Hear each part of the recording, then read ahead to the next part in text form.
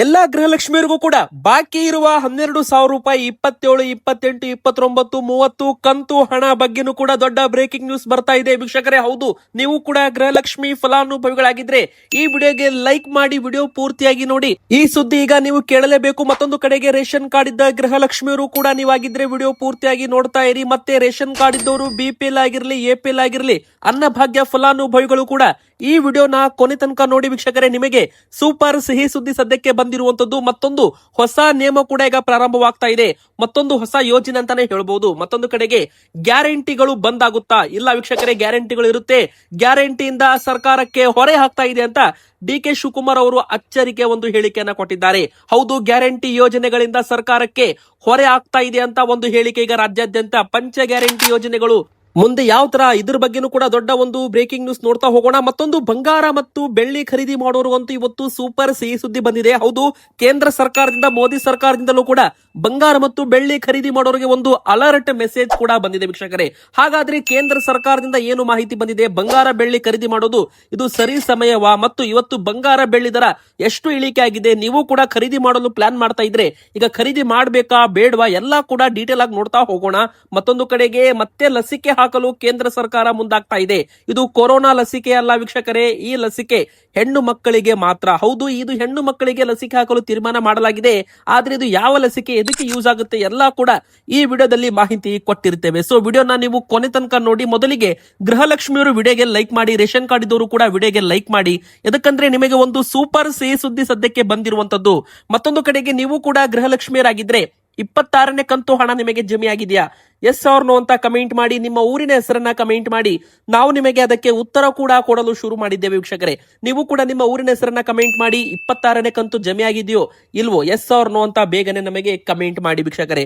ಮೊದಲಿಗೆ ಬಂದಿರೋ ದೊಡ್ಡ ಬ್ರೇಕಿಂಗ್ ನ್ಯೂಸ್ ಏನಂದ್ರೆ, ಇಲ್ಲಿವರೆಗೂ ಒಂದು ಗೃಹಲಕ್ಷ್ಮಿ ಅಕೌಂಟ್ಗೆ 52,000 ರೂಪಾಯಿ ಗೃಹಲಕ್ಷ್ಮಿ ಹಣ ಜಮೆ ಮಾಡೋದರ ಮೂಲಕ 50,000 ರೂಪಾಯಿ ದಾಟಲಾಗಿದೆ ವೀಕ್ಷಕರೇ. ಇಲ್ಲಿ ಒಂದು ಅಕೌಂಟ್ಗೆ 52,000 ರೂಪಾಯಿ ಅಂದ್ರೆ ಲೆಕ್ಕ ಹಾಕಿ 26 ಕಂತು ಹಣ ಜಮೆ ಮಾಡಿದ್ದೇವೆ ಅಂತ ಸಚಿವೆ ಲಕ್ಷ್ಮಿ ಹೆಬ್ಬಾಳ್ಕರ್ ಮೇಡಮ್ ಅವರೇ ಘೋಷಣೆ ಮಾಡಿರುವಂತದ್ದು ವೀಕ್ಷಕರೇ.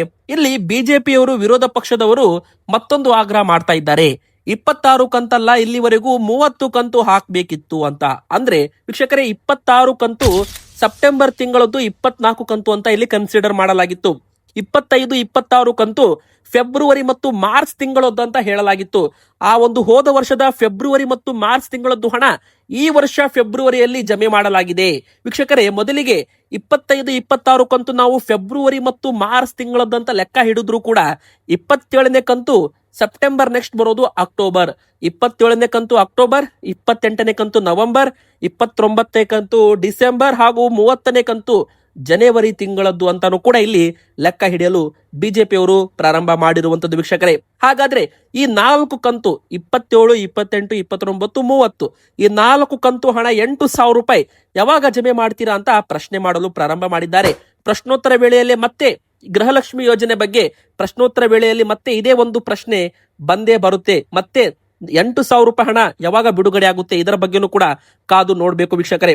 ಒಂದು ಕಡೆಗೆ ಕರ್ನಾಟಕ ಸರ್ಕಾರದಿಂದ ಎಲ್ಲಾ ಒಂದು ಗೃಹಲಕ್ಷ್ಮಿ ಯೋಜನೆ ಫಲಾನುಭವಿಗಳಿಗೆ ಬಾಕಿ ಕಂತು ಬಿಡುಗಡೆ ಮಾಡ್ತೀವಿ.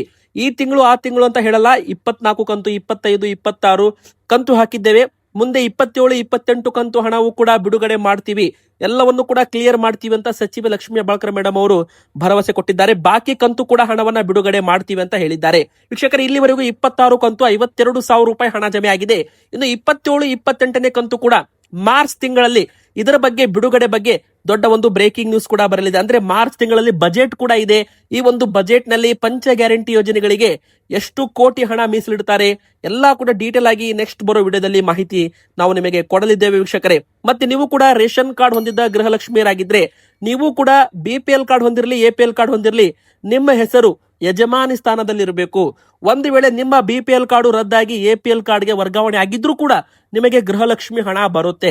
ಆದ್ರೆ ವೀಕ್ಷಕರೇ, BPL ಕಾರ್ಡು APL ಕಾರ್ಡ್ಗೆ ವರ್ಗಾವಣೆ ಆದ ಕಾರಣ, ಈ ಎರಡು ಕಾರಣದಿಂದಾಗಿ ನಿಮ್ಮ ಕಾರ್ಡು ಏನಾದ್ರೂ BPL ಇಂದ APL ಆಗಿದ್ರೆ ಗೃಹಲಕ್ಷ್ಮಿ ಹಣ ಬರೋದಿಲ್ಲ. ಯಾರಿಗೆ ಬರಲ್ಲ ಅಂದ್ರೆ ತೆರಿಗೆ ರಿಟರ್ನ್ಸ್, ಹೌದು ಇನ್ಕಮ್ ಟ್ಯಾಕ್ಸ್ ತೆರಿಗೆ ಪಾವತಿ ಮಾಡ್ತಾ ಇದ್ದು BPL ಕಾರ್ಡ್ ಹೊಂದಿದ್ದವರ BPL APL ಗೆ ಕನ್ವರ್ಟ್ ಆಗಿದೆ. ಹಂತಕ್ಕೆ ಲಿಂಕ್ ಇದ್ದ ಗೃಹಲಕ್ಷ್ಮಿ ಯೋಜನೆ ಹಣವು ಕೂಡ ಬರೋದು ನಿಲ್ಲಿಸಲಾಗುತ್ತೆ ಇನ್ ಮುಂದೆ ಅಂತ ಹೇಳಲಾಗಿದೆ. ಇನ್ನು ಎರಡನೇದಾಗಿ GST ರಿಟರ್ನ್ಸ್ ಮಾಡ್ತಾ ಇದ್ದ ಗೃಹಲಕ್ಷ್ಮಿಯರಾಗಿರ್ಬೋದು, ಗೃಹಲಕ್ಷ್ಮಿಯರ ಯಜಮಾನರು GST ರಿಟರ್ನ್ಸ್ ತೆರಿಗೆ ಪಾವತಿ ಮಾಡ್ತಾ ಇದ್ರೆ ಅಂತವರ ಗೃಹಲಕ್ಷ್ಮಿ ಹಣವು ಕೂಡ ಬರೋದು ಬಂದಾಗುತ್ತೆ. ಮತ್ತೆ ಅದಕ್ಕೆ BPL ಕಾರ್ಡ್ ಇದ್ರೆ ಅದು ಕೂಡ APL ಕಾರ್ಡ್ ಆಗಿ ವರ್ಗಾವಣೆ ಮಾಡಿರ್ತಾರೆ. ಹೀಗಾಗಿ ಅನರ್ಹರಾದ BPL ಗೆ APL ಆದ್ರೂ ಕೂಡ ಇಲ್ಲಿ ಒಂದು ಕಡೆಗೆ ಎರಡು ಕಾರಣದಿಂದಾಗಿ ಅನರ್ಹವಾಗಿದ್ರೆ ಹಣ ಬರಲ್ಲ. ಒಂದ್ ವೇಳೆ ನಿಮ್ಮ ಹತ್ರ APL ಕಾರ್ಡ್ ಇದ್ದು ನೀವು GST ರಿಟರ್ನ್ಸ್ ತೆರಿಗೆ ಕಟ್ತಾ ಇಲ್ಲ ಅಂದ್ರೆ ನಿಮಗೆ ಗೃಹಲಕ್ಷ್ಮಿ ಯೋಜನೆ ಹಣ ಬರುತ್ತೆ. ನೀವು ಇನ್ನಾದ್ರೂ ಕೂಡ ಅರ್ಜಿಯನ್ನ ಹಾಕಬಹುದು. ಮತ್ತೆ ನೀವು ಅರ್ಜಿ ಹಾಕಿ ಹೊಸದಾಗಿ 2,000 ರೂಪಾಯಿ ಹಣ ಪಡ್ಕೋಬಹುದು. ಮತ್ತೆ ವೀಕ್ಷಕರೇ, ನೀವು ಕೂಡ ರೇಷನ್ ಕಾರ್ಡ್ ಹೊಂದಿದ್ರೆ ನಿಮಗೆ ಒಂದು ಸೂಪರ್ ಸಿಹಿ ಸುದ್ದಿ ಅಂತ ಹೇಳ್ಬಹುದು. 1,20,000 ರೂಪಾಯಿ ಆದಾಯ ಲಿಮಿಟ್ ಏನಿದೆ ನೋಡಿ, ಅದು ಮುಂದಿನ ಬರೋ ದಿನಗಳಲ್ಲಿ ಪರಿಷ್ಕರಣೆ ಮಾಡಲಿದ್ದಾರಂತೆ. ಹೀಗಾಗಿ ಈಗೇನು ಉಳಿದುಕೊಂಡ BPL ಕಾರ್ಡ್ಗಳು ರದ್ದಾಗಿಲ್ಲ ನೋಡಿ, ಅವರಿಗೆ ಒಂದು ಸಮಾಧಾನಕರ ಸುದ್ದಿ ಅಂತ ಹೇಳ್ಬಹುದು. ಯಾಕಂದ್ರೆ ಸಾವಿರಾರು ಕಾರ್ಡ್ಗಳು, ಲಕ್ಷಾಂತರ ಕಾರ್ಡ್ಗಳು BPL ಇಂದ APL ಗೆ ಕನ್ವರ್ಟ್ ಆಗಿದೆ. ದಿನಕ್ಕೆ 500 ರೂಪಾಯಿ ಸಂಪಾದನೆ ಮಾಡ್ತಾ ಇದ್ದವರ BPL ಕಾರ್ಡ್ ಕೂಡ APL ಗೆ ವರ್ಗಾವಣೆ ಆಗಿದೆ. ಅದಕ್ಕಂದ್ರೆ ದಿನಕ್ಕೆ 500 ರೂಪಾಯಿ ಸ್ಯಾಲರಿ ಅಂದ್ರೆ ತಿಂಗಳಿಗೆ 15,000 ರೂಪಾಯಿ ಆಗುತ್ತೆ, ವರ್ಷಕ್ಕೆ 1,80,000 ರೂಪಾಯಿ ಆಗುತ್ತೆ. ಹೀಗಾಗಿ 1,20,000 ರೂಪಾಯಿ ಮೇಲೆ ಆದಾಯ ಇದ್ದವರೇ ಅವರಿಗೆ BPL ಅಲ್ಲ APL ಕೊಡ್ತೀವಿ ಅಂತ ಘೋಷಣೆ ಮಾಡಿದ್ರು. ನಂತರ ಅದೇ ತರ ತುಂಬಾ ಕಾರ್ಡುಗಳು BPL ಇಂದ APL ಗೆ ವರ್ಗಾವಣೆ ಆಗಿವೆ ವೀಕ್ಷಕರೇ. ಆದ್ರೆ ಅದು 1,20,000 ರೂಪಾಯಿ ನಿಯಮ ತುಂಬಾ ಹಳೆಯದು. ಹೀಗಾಗಿ ಅದನ್ನ ಪರಿಷ್ಕರಣೆ ಮಾಡಬೇಕು ಅಂತ ಹೇಳಲಾಗ್ತಾ ಇದ್ದು, ಮುಂದಿನ ಬರೋ ದಿನಗಳಲ್ಲಿ ಅದನ್ನ ಪರಿಷ್ಕರಣೆ ಮಾಡಲು ಕರ್ನಾಟಕ ಸರ್ಕಾರ ತೀರ್ಮಾನ ಮಾಡಲಾಗುತ್ತೆ. ಅದನ್ನ 1,60,000 ಅಥವಾ 1,70,000 ರೂಪಾಯಿಗೆ ಏರಿಕೆ ಮಾಡಬಹುದು. ಇದರಿಂದ ಸಾವಿರಾರು ಕಾರ್ಡುಗಳು ಮತ್ತೆ ವಾಪಸ್ BPL ವ್ಯಾಪ್ತಿಗೆ ಬರುತ್ತೆ ಅಂತ ಹೇಳಲಾಗ್ತಾ ಇದೆ. ಇನ್ನು ಎರಡನೇದಾಗಿ ಅನ್ನಭಾಗ್ಯ ಫಲಾನುಭವಿಗಳಿಗೆ ಇಂದಿರಾ ಕಿಟ್ ಕೂಡ ಇದೆ ಮಾರ್ಚ್ ತಿಂಗಳಿಂದ ವಿತರಣೆ ಶುರುವಾಗ್ತಾ ಇದೆ. ಮತ್ತೆ ಅಡುಗೆ ಎಣ್ಣೆ, ಉಪ್ಪು, ಸಕ್ಕರೆ, ತೊಗರಿ ಬೇಳೆ 4 ವಸ್ತುಗಳನ್ನು ಕೂಡ ಉಚಿತವಾಗಿ ಕೊಡಲಾಗುತ್ತೆ ಎಲ್ಲ BPL ಕಾರ್ಡ್ದಾರರಿಗೆ. ಒಂದು ಕಡೆಗೆ ಗ್ಯಾರಂಟಿಯಿಂದ ರಾಜ್ಯ ಸರ್ಕಾರಕ್ಕೆ ಹೊರೆ ಆಗ್ತಾ ಇದೆ ಅಂತ DK ಶಿವಕುಮಾರ್ ಅವರು ಒಂದು ಅಚ್ಚರಿಕೆ ಹೇಳಿಕೆಯನ್ನ ಕೊಟ್ಟಿದ್ದಾರೆ. ಆದ್ರೂ ಕೂಡ ನಮ್ಮ ರಾಜ್ಯದ ಜನಕ್ಕೆ ನಾವು ಶಕ್ತಿ ತುಂಬುತ್ತಾ ಇದ್ದೀವಿ, ಕಾಂಗ್ರೆಸ್ ಯಾವತ್ತೂ ಜನರ ಜೊತೆ ಇರುತ್ತೆ ಅಂತ DCM DK ಶಿವಕುಮಾರ್ ಅವರು ಒಂದು ಹೇಳಿಕೆಯನ್ನ ಕೊಟ್ಟಿದ್ದಾರೆ.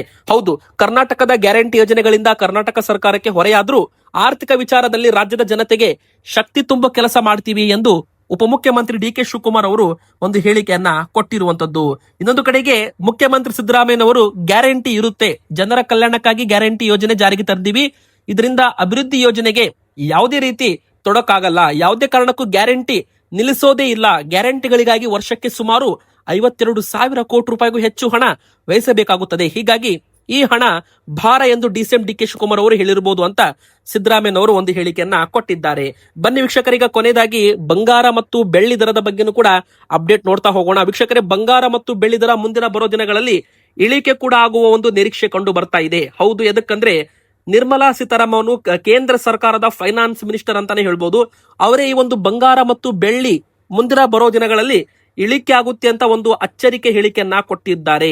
ಇದು ಕೇವಲ ತಾತ್ಕಾಲಿಕ ಮಾತ್ರ. ಅಂದ್ರೆ ಬಂಗಾರ ಬೆಳ್ಳಿ ದರ ಈಗ ಏನ್ ಏರಿಕೆ ಆಗ್ತಾ ಇದೆಯಲ್ಲ, ಇದು ಕೇವಲ ತಾತ್ಕಾಲಿಕವಂತೆ, ಇದು ಹೀಗೆ ಮುಂದೆ ಒರೆಯಲ್ಲ ಅಂತ ಒಂದು ಅಚ್ಚರಿಕೆ ಹೇಳಿಕೆಯನ್ನ ಕೊಟ್ಟಿದ್ದಾರೆ. ಹೌದು, ನಮ್ಮ ಭಾರತ ದೇಶದಾಗಿರ್ಬೋದು, ಅಂತಾರಾಷ್ಟ್ರೀಯ ಮಟ್ಟದಲ್ಲಿ ಗೋಲ್ಡ್ ಅಂಡ್ ಸಿಲ್ವರ್, ಬಂಗಾರ ಮತ್ತು ಬೆಳ್ಳಿ ದರ, ಚಿನ್ನ ಬೆಳ್ಳಿ ಬೆಲೆ ಏರಿಕೆ ಇದು ತಾತ್ಕಾಲಿಕ ಅಂತ ನಿರ್ಮಲಾ ಸೀತಾರಾಮನ್ ಅವರು ಹೇಳಿಕೆ ಕೊಟ್ಟಿದ್ದಾರೆ. ವೀಕ್ಷಕರೇ, ದೇಶಿ ಮಾರುಕಟ್ಟೆಯಲ್ಲಿ ಬೇಡಿಕೆ ಹೆಚ್ಚಾಗಿರೋದು ತಾತ್ಕಾಲಿಕವೆಂಬಂತೆ ಕಾಣ್ತಾ ಇದೆ, ನಾವು ಅದನ್ನ ಗಮನಿಸುತ್ತಾ ಇದ್ದೇವೆ, ಅದು ಆತಂಕಕಾರಿ ಪರಿಸ್ಥಿತಿ ತಲುಪಲ್ಲ ಎಂದು ಹೇಳಿದ್ದಾರೆ. ನಮ್ಮ ಮಾರುಕಟ್ಟೆಗೆ ಬರುವ ಬಹುತೇಕ ಎಲ್ಲಾ ಚಿನ್ನ ಆಮದು ಮಾಡಿಕೊಂಡದ್ದು, ನಮ್ಮದು ಆಮದು ಅವಲಂಬಿತ ದೇಶ, ಈ ಬಗ್ಗೆ ಕ್ರಮಗಳನ್ನು ತೆಗೆದುಕೊಳ್ಳಲಾಗಿದೆ. ಆದ್ರೆ ಎಲ್ಲಾ ಬೇಡಿಕೆ ಪೂರೈಸಲು ಸಾಕಾಗೋದಿಲ್ಲ. ಇಂದು ಹೆಚ್ಚಿನ ದೇಶಗಳು, ವಿಶೇಷವಾಗಿ ವಿವಿಧ ಬ್ಯಾಂಕ್ಗಳು, ಕೇಂದ್ರೀಯ ಬ್ಯಾಂಕ್ಗಳು ಚಿನ್ನ ಮತ್ತು ಬೆಳ್ಳಿಯನ್ನ ಖರೀದಿ ಮಾಡಿವೆ. ಇದರಿಂದಾಗಿ ಅಂತಾರಾಷ್ಟ್ರೀಯ ಮಟ್ಟದಲ್ಲಿ ಬೆಲೆಗಳು ಏರಿಕೆ ಆಗಿವೆ ಅಂತ ಒಂದು ಹೇಳಿಕೆ ಕೊಟ್ಟಿದ್ದಾರೆ. ಮುಂದಿನ ಬರೋ ದಿನಗಳಲ್ಲಿ ಎಲ್ಲಾ ಕೂಡ ಕರೆಕ್ಟ್ ಆಗುತ್ತೆ, ಚಿನ್ನ ಬೆಳ್ಳಿ ಬೆಲೆ ಏರಿಕೆ ಇದು ಕೇವಲ ತಾತ್ಕಾಲಿಕ ಮಾತ್ರ ಅಂತ ಒಂದು ಅಚ್ಚರಿಕೆ ಹೇಳಿಕೆ ಕೊಟ್ಟಿದ್ದು, ಬಂಗಾರ ಬೆಳ್ಳಿ ದರ ಮುಂದಿನ ಬರೋ ದಿನಗಳಲ್ಲಿ ಇಳಿಕೆ ಆಗ್ಬಹುದು ಅಂತ ಹೇಳಲಾಗ್ತಾ ಇದೆ. ವೀಕ್ಷಕರೇ, ಇವತ್ತಿನ 24 ಕ್ಯಾರೆಟ್ ಬಂಗಾರದ ಬೆಲೆ ನೀವು ಕೇಳೋದಾದ್ರೆ ವೀಕ್ಷಕರೇ 1,61,500 ರೂಪಾಯಿ ಇದೆ. ಇದಕ್ಕೆ ಎಕ್ಸ್ಟ್ರಾ 3% GST ಆಡ್ ಆಗುತ್ತೆ, ಮೇಕಿಂಗ್ ಚಾರ್ಜ್ ಎಕ್ಸ್ಟ್ರಾ ಇರುತ್ತೆ. ಮತ್ತೆ 1 kg ಬೆಳ್ಳಿ ದರ 2,85,000 ರೂಪಾಯಿ ವೀಕ್ಷಕರೇ.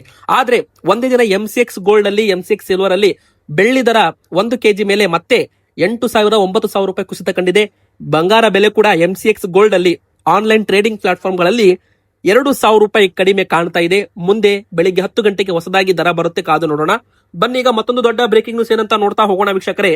ಮತ್ತೆ ಇಲ್ಲಿ ಹೆಣ್ಣು ಮಕ್ಕಳಿಗೆ ಲಸಿಕೆ ಹಾಕಬಹುದು ಅಂತ ಹೇಳಲಾಗ್ತಾ ಇದೆ. ವೀಕ್ಷಕರೇ, ಇದು ಯಾವ ಲಸಿಕೆ? ಹೌದು, 14 ವರ್ಷದ ಹೆಣ್ಣು ಮಕ್ಕಳಿಗೆ ಮತ್ತೆ ಲಸಿಕೆ ಹಾಕಲು ಕೇಂದ್ರ ಸರ್ಕಾರ ಇಲ್ಲಿ ತೀರ್ಮಾನವನ್ನ ಮಾಡಿರುವಂತದ್ದು. ಮುಂದಿನ ಬರೋ ದಿನಗಳಲ್ಲಿ ಇದು ಅಧಿಕೃತವಾಗಿ ಶುರುವಾಗಲಿದೆ. ಇದು ಫ್ರೀ ಕ್ಯಾನ್ಸರ್ ಲಸಿಕೆ, ಕೇಂದ್ರ ಸರ್ಕಾರದ ಇದು ಮಹತ್ವದ ನಿರ್ಧಾರ. ಗರ್ಭಕಂಠ ಕ್ಯಾನ್ಸರ್ ತಡೆಗೆ ಉಚಿತ ಲಸಿಕೆ ಅಂತ ಹೇಳಲಾಗಿದೆ. ಹೆಣ್ಣು ಮಕ್ಕಳಿಗೆ ಕೇಂದ್ರ ಸರ್ಕಾರದ ಕೊಡುಗೆ ಅಂತಾನೆ ಹೇಳ್ಬೋದು.